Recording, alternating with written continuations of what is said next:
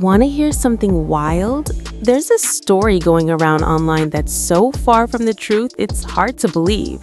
Some people are actually saying that Drake completely outperformed Kendrick Lamar in their feud, forcing Kendrick to back down in defeat. But hold on, let me explain what really happened after those diss tracks dropped, because the reality is quite different. So unbelievable that you might find it hard to accept at first. While Drake was probably relaxing in his mansion, counting his streaming numbers and convincing himself he had won, Kendrick Lamar went out and did something no one saw coming. He didn't just endure the conflict. He made a comeback that took the world by surprise and left everyone in awe. We're talking about a comeback so remarkable and undeniable that it settled all debates about who truly came out on top. And the most astonishing part? Drake's fans are still claiming he won, even as they witness Kendrick achieving the extraordinary right in front of them.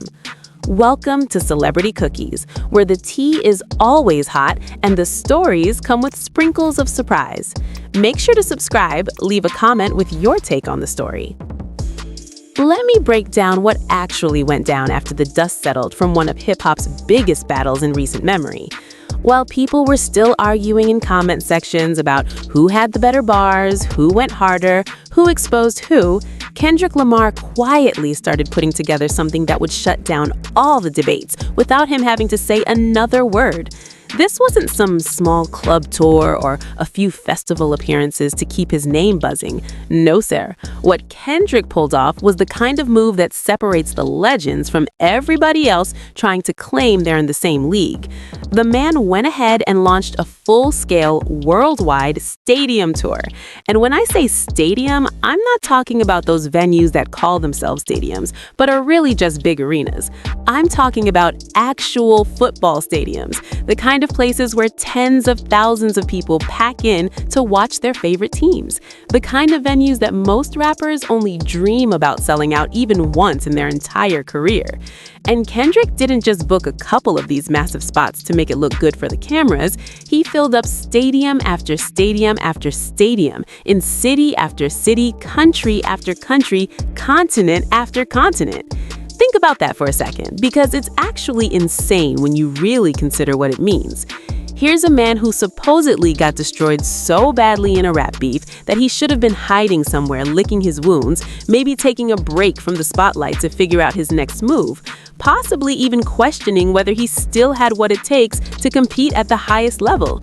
That's what should have happened if Drake really washed him the way some people claim. But instead, what does Kendrick do?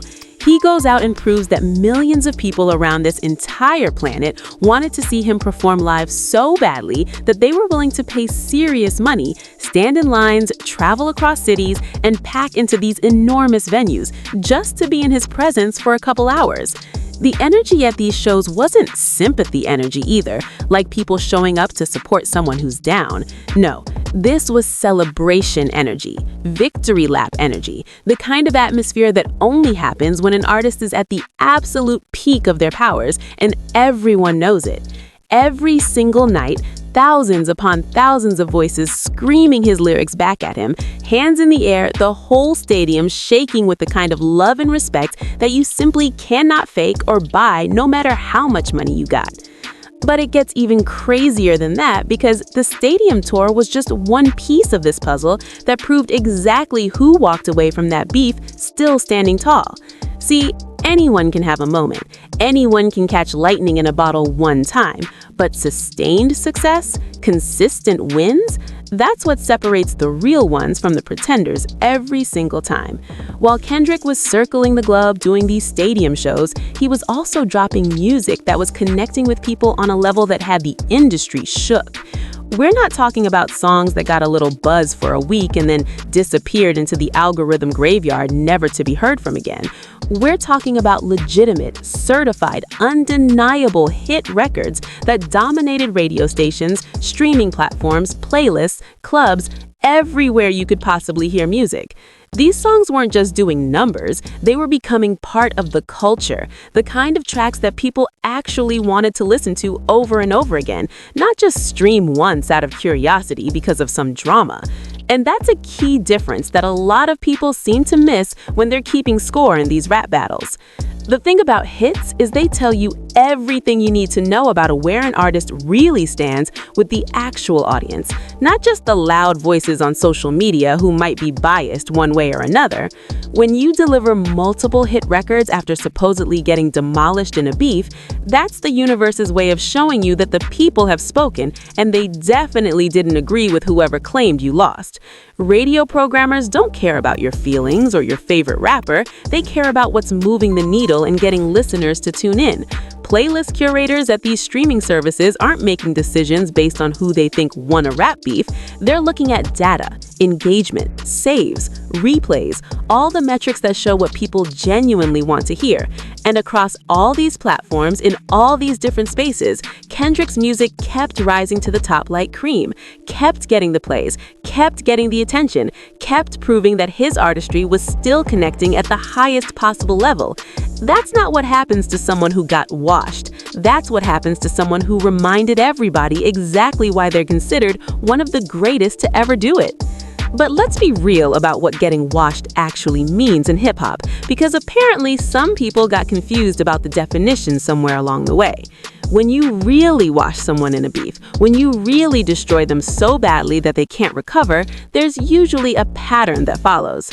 The person who lost tends to go quiet for a while, their music stops hitting the same way, the public turns on them, opportunities dry up, and their career takes a visible hit that everyone can see and measure.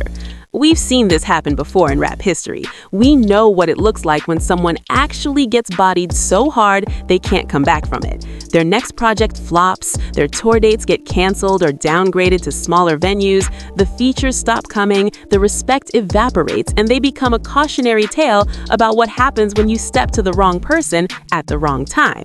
So with all that in mind, let's check the scoreboard on Kendrick after this beef that he supposedly lost so badly. Stadium tour selling out across the world? Check. Multiple hit records dominating the airwaves and streaming platforms? Check. Critical acclamation still intact and possibly even stronger? Check.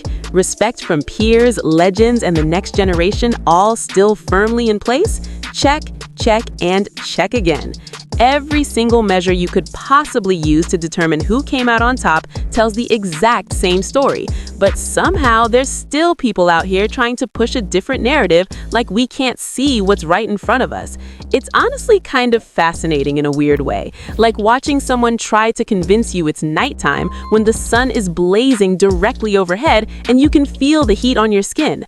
The cognitive dissonance required to look at a man selling out stadiums worldwide and dropping hits left and right, then turn around and say he got washed, it's truly Olympic-level mental gymnastics that deserves some kind of award for creativity, if nothing else. But here's the thing that makes this whole situation even more interesting when you dig into it a little deeper. The fact that Kendrick could go out and achieve all of this without even really addressing the beef much afterwards, without having to do a bunch of interviews explaining his side or defending himself, without needing to create some big comeback narrative or redemption arc, that actually speaks louder than any diss track ever could. He let his work do the talking in the most powerful way possible, by showing everyone that his connection with his audience was stronger than any beef could damage, that his artistry was on a level where one battle wasn't going to define or diminish his legacy, that he had the kind of staying power and cultural impact that transcends whatever temporary drama might pop up on any given Tuesday. That's boss energy right there. That's the move of someone who knows exactly who they are and doesn't need to prove anything to anyone because the results speak for themselves in a language everybody understands. Money talks and everything else walks. And those stadium receipts, those streaming numbers, those chart positions, they're all talking real loud for anyone willing to listen with both ears instead of just hearing what they want to hear. The music industry is brutal and unforgiving. It'll chew you up and spit you out the second you show any weakness, the second the audience moves on to the next thing, the second your moment passes and you become yesterday's news. artists who truly get washed in beefs usually find that out the hard way when they try to move forward and discover that nobody's really checking for them anymore like they used to be. But Kendrick Lamar stepped into the aftermath of this whole situation and found more love waiting for him than ever before, found more people wanting to hear what he had to say, found more opportunities, more success, more validation of everything he'd been building throughout his entire career. That's not the story of someone who lost. That's the story of someone who won so decisively that even trying to argue against it starts to make you look foolish. And maybe that's the real lesson here, that in hip-hop, like in life, the ultimate scoreboard isn't who said the best lines or who got the most reaction videos or who trended harder on social media for a few days. The ultimate scoreboard is who's still standing when the smoke clears, who's still moving forward when everyone else has moved on to the next controversy, who's still got the people rocking with them when it would be so easy for those same people to switch up and go elsewhere if they really felt like you took an L. Kendrick Lamar took whatever shots came his way and turned right around to show the entire world that he is operating on a different level, a level where beefs are just small moments in a much bigger picture, a level where your body of work and your impact matter more than winning or losing any single battle. So the next time someone tries to tell you that Drake washed Kendrick so bad, just point them to the stadiums that were packed night after night with people celebrating everything this man represents to hip-hop culture. Point them to the hits that kept coming and kept connecting with millions of listeners who clearly didn't get the memo that they were supposed to stop supporting him. Point them to the fact that Kendrick's artistic credibility somehow came out of this whole thing even stronger than it went in, that he's still the guy other rappers look up to and aspire to be like, that he's still setting the bar for what it means to be truly great at this rap thing we all love so much. Because at the end of the day, you can spin the narrative however you want. You can make whatever arguments sound good in your head, but you can't argue with results this concrete and this undeniable. A worldwide stadium tour isn't something you stumble into. Multiple hits aren't accidents that just happen to someone who's supposedly down and out, and maintaining legendary status after a high-profile beef requires the kind of talent and connection with your audience that only the very best possess. Kendrick Lamar proved he's one of those very best, proved it in the most public and measurable way possible, and left absolutely no doubt about where he stands in this game we call hip-hop. I'd love to hear your thoughts on this situation, so please share your opinions in the comments. Also, don't forget to like, subscribe, and turn on notifications to stay updated on this story.